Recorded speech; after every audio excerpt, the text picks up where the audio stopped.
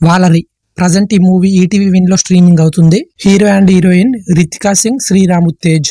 Director by Mrithika Santhoshini. ఇక movie రివ్యూలోకి వెళ్లే ముందు మా నుంచి చిన్న రిక్వెస్ట్ అండి. చాలా మంది వీడియోస్ చూస్తున్నారు కానీ సబ్స్క్రైబ్ చేసుకోవట్లేదు. ప్లీజ్ సబ్స్క్రైబ్ చేసుకోండి. ఇక మూవీ ప్లాట్ విషయానికి వస్తే, నవీన్ చెన్నైలో పనిచేసే ఒక నేవీ కెప్టెన్. అతను తన భార్య కొడుకుతో కలిసి ఉంటాడు. ఇదిలా ఉండగా నవీన్ కి చెన్నైలోని కృష్ణపట్నం అనే విలేజ్ ట్రాన్స్ఫర్ అవుతుంది. అక్కడికి వెళ్ళిన తర్వాత నవీన్ వైఫ్ దివ్య ఒక పాత బంగ్లాకి బాగా అట్రాక్ట్ అవుతుంది. అసలు ఆ బంగ్లాలో ఏం జరిగింది, ఊరంతా దాని దయ్యాల కుంప అని ఎందుకు అంటున్నారు. ఇదే కాక దివ్యాని ఒక విచిత్రమైన కళ వెంటాడుతుంది. అందులో 13 ఏళ్ల అమ్మాయి తన తల్లిదండ్రుల్ని చంపేస్తుంది. అసలు ఆ కళకి దివ్యకి సంబంధం ఏంటి? ఇలా మూవీలో చాలా క్వశ్చన్స్ జనరేట్ అవుతాయి. ఆ క్వశ్చన్స్ అన్నిటికీ ఆన్సర్ తెలియాలంటే మీరు ఖచ్చితంగా మూవీ చూడాల్సిందే. మూవీని ఫ్యామిలీతో కలిసి చూడొచ్చా అంటే ఖచ్చితంగా చూడొచ్చు. మూవీలో అడల్ట్ కంటెంట్ ఏమాత్రం లేదు.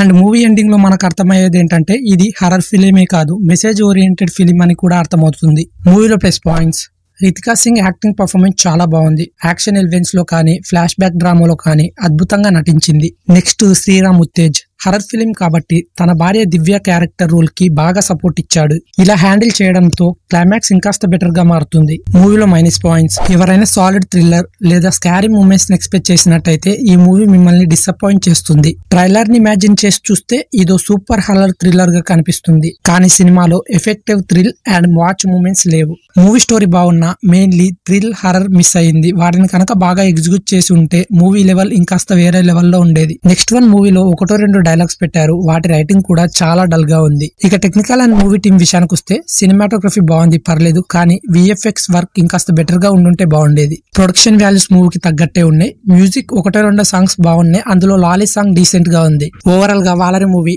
మీ దగ్గర టైం ఉంటే పర్లేదు, ఒకసారి చూడొచ్చు. కానీ హర్రర్ విషయానికి వస్తేనే మనం సాటిస్ఫై అవ్వలేం. ఇది గైస్ వాలరీ మూవీ రివ్యూ కనుక మీకు హెల్ప్ఫుల్ అయితే ప్లీజ్ లైక్ చేయండి. అండ్ ఇలాంటి మోర్ ఇంట్రెస్టింగ్ మూవీ రివ్యూస్ కోసం మన ఛానల్ ని తప్పకుండా సబ్స్క్రైబ్ చేసుకోండి. Do like